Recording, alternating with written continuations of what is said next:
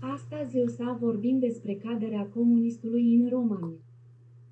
Bună ziua! Astăzi o să vorbim despre caderea comunistului în România. Good morning Roumanie, aujourd'hui on va parler de la dictature de Nicolae Ceausescu, une personnalité que les gens de ma génération ne connaissent sûrement pas, mais qui est pourtant connue pour sa politique extrêmement autoritaire, où l'immense culte de sa personnalité était proportionnel à sa folie des grandeurs. La révolution roumaine de 1989 est un événement très important de l'histoire du pays, puisque cette révolution met fin à plus de 20 ans de tyrannie. C'était un régime incomparable en Europe et dans le reste du monde, qui se démarquait par sa cruauté et pour les conditions de vie désastreuses imposées à la population roumaine. Pour bien comprendre la situation politique en Roumanie, il faut revenir légèrement en arrière, puisque Ceausescu succède à Georgiu Dej. Et non, j'ai pas roulé ma tête sur le clavier, il s'appelle vraiment comme ça. Une icône de la lutte antifasciste en Roumanie, un leader de la résistance communiste durant la Seconde Guerre mondiale, puisque le pays combattait aux côtés de l'Axe durant la guerre. La Roumanie est par la suite libérée par l'Armée Rouge, et le pays devient un état communiste en 1947. Avec Georgiu Dej, le pays était déjà ancré dans une politique pas mal autoritaire. C'est d'ailleurs Georgiu Dej qui initie l'équivalent roumain des goulags, et à la mort de Georgiu Dej, des soupçons pointent du doigt une possible implication de l'Union soviétique dans la mort du dirigeant.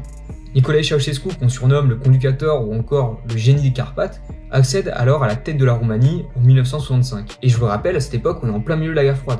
L'Europe est divisée en deux par le rideau de fer, et les pays d'Europe de l'Est forment un bloc communiste sous l'influence de l'Union soviétique. La Roumanie, elle, est ancrée dans le communisme depuis la fin de la guerre, et très rapidement après sa prise de pouvoir, Nicolae décide de prendre des distances politiques avec Moscou. Le chemin de l'indépendance lui permet d'avoir le soutien du peuple, qui est justement très fier de cette émancipation vis-à-vis des soviétiques. Ceausescu est d'ailleurs le seul dirigeant d'un pays membre du pacte de Varsovie qui s'oppose à l'entrée de l'armée rouge à Prague en 68. Une prise de position qui lui permet d'être acclamé par la nation, mais aussi de bénéficier de crédits venant de l'Ouest. Les États-Unis se réjouissent de cette personnalité dissidente au sein du bloc de l'Est.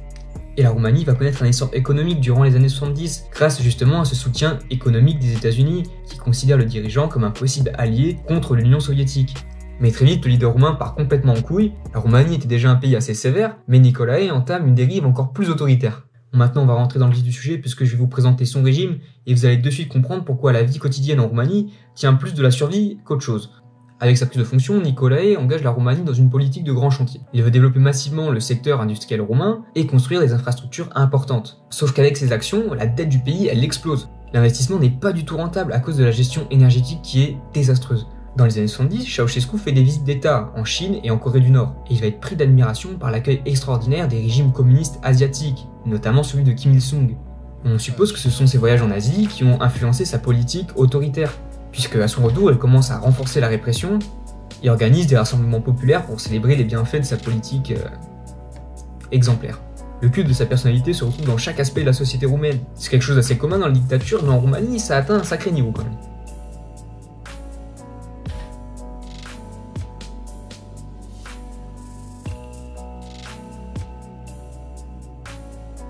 Pour Ceausescu, les Roumains mangent trop, alors il décide de rationner le pain en 1981, puisque le leader roumain préfère tout exporter à l'étranger pour ne pas accentuer la dette nationale qu'il avait provoquée en forçant l'industrialisation. C'est une misère qui est complètement absurde, surtout que la Roumanie est un état très agricole. Puis après le pain, c'est la farine, le sucre, la viande qui est rationnée, et puis la nourriture est tellement rare que t'es même pas sûr d'en trouver dans les boutiques de l'État. Si tu veux manger de la viande, t'as intérêt à être motivé, puisque si tu veux récupérer ta ration, t'es obligé de faire la queue pendant des heures dans le froid. Le seul pays en Europe, et peut-être dans le monde, qui fait édicter une loi qui règle les normes en calories pour la consommation des citoyens.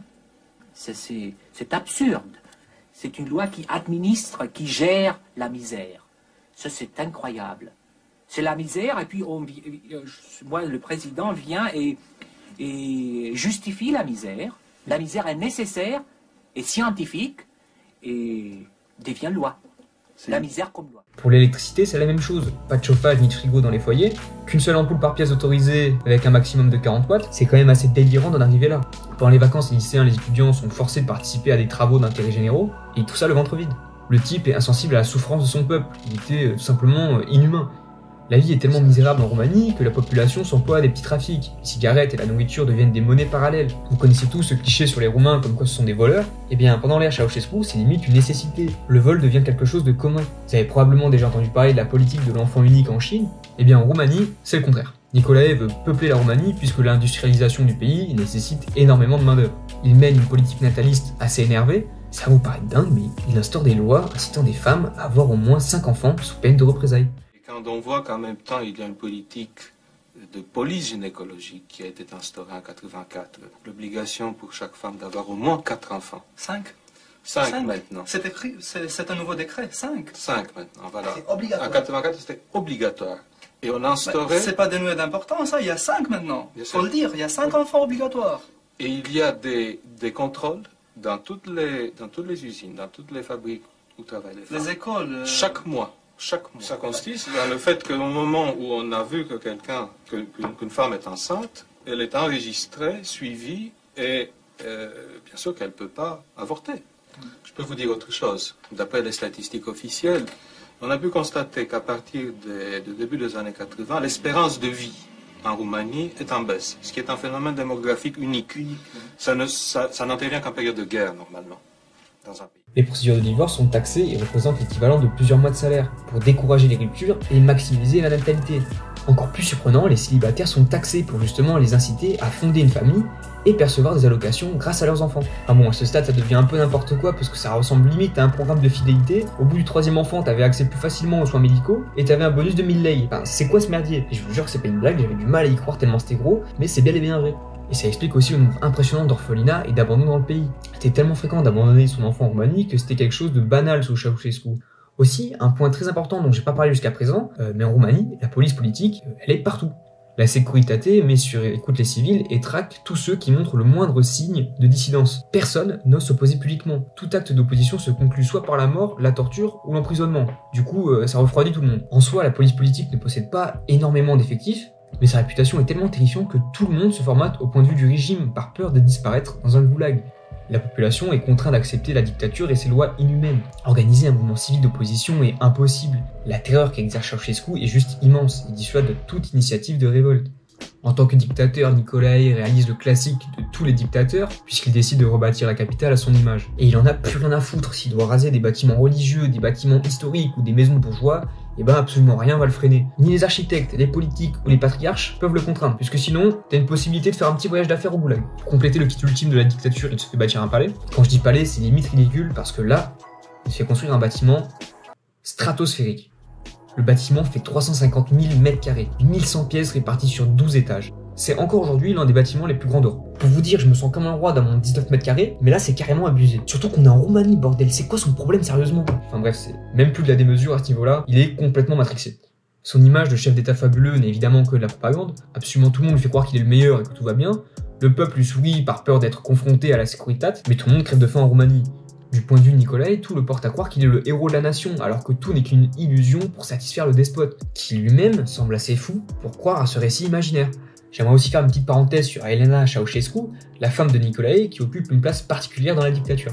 Elena est une personne complètement incompétente, mais avide de pouvoir. Elle est nommée ministre des Sciences, puis de la Culture, mais sa gestion politique est désastreuse. Mais vu que c'est la femme du dictateur, elle a énormément d'influence. C'est l'une des rares personnes qui a véritablement de l'emprise sur Nicolae. Mais son influence va plus renforcer la folie du dictateur qu'autre chose. L'atmosphère artificielle de la propagande va créer de la paranoïa chez Elena.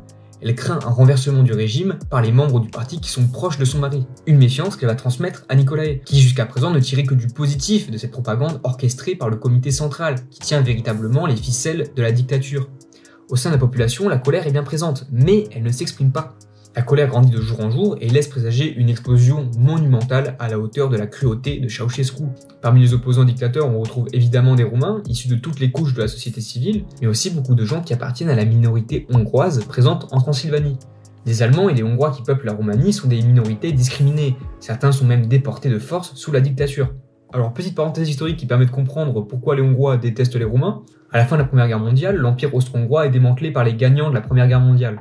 La Hongrie perd 70% de son territoire et une part de la population hongroise se retrouve du jour au lendemain sur des territoires étrangers ou nouvellement indépendants. La Roumanie récupère la Transylvanie peuplée par une part importante d'Hongrois.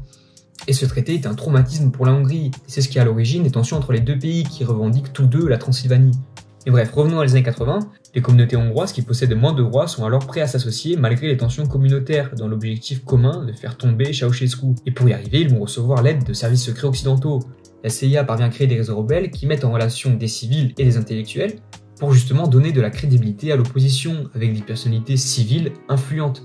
En 1985, Nicolae n'applique pas les réformes initiées par Gorbatchev. Perestroïka, Glasnost ou Skrenie, rien n'arrive en Roumanie. Les liens sont complètement coupés avec le Kremlin et le bloc capitaliste refuse strictement de s'associer au régime communiste. Normal, c'est la guerre froide, et en plus Nikolaï maintient fermement sa politique ultra-autoritaire, ce qui stoppe les investissements occidentaux qui avaient justement permis de maintenir économiquement le pays pendant un temps. Le pays alors complètement isolé aussi bien à l'ouest comme à l'est, cette situation va accentuer la misère du peuple et donc son mécontentement. Ceausescu est une personnalité dérangeante pour les deux superpuissances. Il est à la fois un obstacle pour Moscou puisqu'il dérive de la politique soviétique, mais il est aussi un obstacle pour les États-Unis puisqu'il bloque la réunification de l'Europe de l'Ouest avec l'Europe de l'Est, qui n'est possible qu'avec la disparition du rideau de fer. La chute du mur de Berlin le 9 novembre 1989 marque la réunification de l'Allemagne, mais également un pas important dans la réunification de l'Europe puisque tous les pays communistes d'Europe de l'Est sont fragilisés par des mouvements internes. Les Roumains, influencés par les mouvements civils en Allemagne, en Pologne et en Tchécoslovaquie, se disent qu'eux aussi peuvent se libérer de la tyrannie. Le régime de Ceausescu est opaque, peu d'informations sortent du pays, mais les opposants parviennent à informer l'extérieur des pratiques du dictateur, ce qui fait monter le mécontentement international contre Ceausescu, créant ainsi une pression sur la Roumanie qui a déjà du mal avec son isolement diplomatique. La CIA utilise une technique assez maligne qu'on surnomme la propagande noire. Les Roumains ont l'impression que l'initiative provient des dissidents roumains présents à l'intérieur de la Roumanie, ce qui justement les influence à prendre part au mouvement contre le régime, alors qu'en réalité, le mouvement est monté en partie de l'extérieur par la CIA. Le 15 décembre 1989, des civils de Timișoara se massent au pied d'un immeuble pour soutenir László Tokis, un pasteur hongrois dissident menacé par la Securitate. À ce moment-là, personne ne sait que ce petit mouvement de soutien va être le point de départ de la révolution du pays tout entier. Ceausescu avait pour ambition de raser des petits villages roumains pour inciter la population à se concentrer dans les villes. Et László Tokis s'oppose publiquement à la destruction du patrimoine culturel et religieux roumain, un positionnement qui va inciter d'autres pasteurs de Roumanie à s'opposer à l'autorité. Le petit groupe de manifestants grossit énormément et les émeutes s'étalent sur les jours suivants. Au bout d'un moment, la police ne peut plus contenir la foule. L'armée est alors déployée. Les jours suivants, on dénombre 100 000 manifestants dans les rues de Timișoara. La foule entonne des chants anticommunistes et brandit des drapeaux troués, puisqu'au centre des drapeaux se trouvent les emblèmes communistes. Face au soulèvement, l'armée reçoit l'ordre d'ouvrir le feu sur les manifestants. Le massacre est terrible. Les médias étrangers se précipitent et font circuler de fausses informations à propos du massacre. On parle très rapidement de 4600 morts, alors qu'il y en a largement moins en réalité. Ça reste une répression tout de même violente, et je vous mets en description un podcast de France Inter qui évoque justement le dérapage médiatique autour de l'événement. Le 21 décembre, Nicolae Ceausescu tente de calmer la colère du peuple lors d'un discours depuis le balcon du comité central à Bucarest. Il pense pouvoir rassurer le peuple, mais c'en est déjà fini pour lui. La place est noire de manifestants, sa prise de parole est retransmise en direct à la télévision nationale et toute la Roumanie assiste à la chute du régime en direct. Manifestări populare din București, considerând aceasta ca o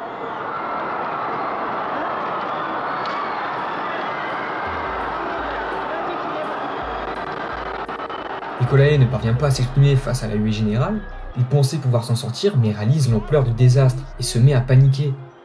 Il tente de calmer la foule en tenant des promesses qu'il décide à l'instant même pour essayer de s'en sortir. Et c'est à partir de ce moment bien précis qu'il perd toute emprise sur la Roumanie. Am hotărât în această dimineață ca începând de la 1 ianuarie să majorăm în cursul anului viitor retribuția minimă de la 2000 la 2200 lei. Le lendemain, le couple Ceausescu prend la fuite en hélicoptère, car la protestation devant le comité central est beaucoup trop grande. Nicolae donne l'ordre à son vice-ministre de la Défense de faire intervenir l'armée pour mater la révolution, mais ce dernier refuse de le suivre et donne l'ordre inverse dans le dos du dictateur. L'armée se rallie à la cause des manifestants et leur fournit des armes. Les révolutionnaires envahissent les lieux de pouvoir et prennent le contrôle de la chaîne de télévision publique. Cependant, l'atmosphère est confuse à Bucarest. Le gouvernement provisoire soutenu par la CIA joue sur l'initiative populaire et renforce la paranoïa en faisant croire à l'existence de groupes terroristes qui défendent encore Ceausescu et qui ciblent justement la population. Sauf que ces terroristes n'existent pas et qu'il s'agit en fait de révolutionnaires issus du même camp. Les Roumains qui partagent cette volonté commune de défendre leur liberté s'entretuent dans la confusion en pensant qu'il s'agit de la Securitate alors que pas du tout. Le 25 décembre 1989, Nicolae et Elena Ceausescu sont retrouvés et se font capturer par l'armée. Ils sont immédiatement jugés lors d'un procès un peu bordélique et très expéditif, Le but était clairement de condamner à mort le couple. Le procès c'était juste pour l'image, pour les caméras, histoire d'avoir un côté un peu réglo, même s'il n'y avait pas vraiment de procédure judiciaire ou de preuves concrètes durant le procès. Mais ça en était trop pour le peuple qui a enduré tellement de violence sous son air. Il fallait que la violence s'exerce à son tour sur la source de tout ce désastre. La volonté du peuple était de le voir mourir, lui et sa femme. À la fin du procès, Nicolae et Elena sont immédiatement exécutés par les militaires. Ceausescu meurt sans même comprendre ce qui lui arrive. Après 22 ans de tyrannie sanguinaire, le peuple roumain triomphe enfin de la dictature de Nicolae Ceausescu, que l'histoire retiendra comme l'un des plus infâmes dictateurs de l'histoire. Bon voilà, c'est l'heure de conclure. Bien que la révolte ait une part d'artificiel avec cette implication de la CIA, elle est en majorité portée par la population civile qui ne pouvait plus supporter la politique délirante de Ceausescu. Les civils ont été instrumentalisés pour servir des enjeux stratégiques étrangers et non des valeurs humanitaires, ce qui ne peut que renforcer le dégoût envers les marionnettistes américains. Résultat pour les États-Unis, l'implantation de l'OTAN dans une zone qui était initialement dans la sphère d'influence russe et qui est désormais bien intégrée dans le camp des démocraties européennes. L'influence des États-Unis en Roumanie permet aux Américains de réorganiser le tracé des oléoducs, mais bon, c'est encore une autre histoire, je préfère m'arrêter là. Mais du coup, qui prend la relève en Roumanie? Eh bien, c'est un certain Ion Iliescu, ancien cadre du Parti communiste, c'est un opposant interne à Ceausescu, et c'est lui qui va reprendre le flambeau, puisqu'il a été en quelque sorte préparé par la CIA pour lui succéder, et puisqu'il a aussi le soutien du peuple roumain, faisant de lui le candidat parfait.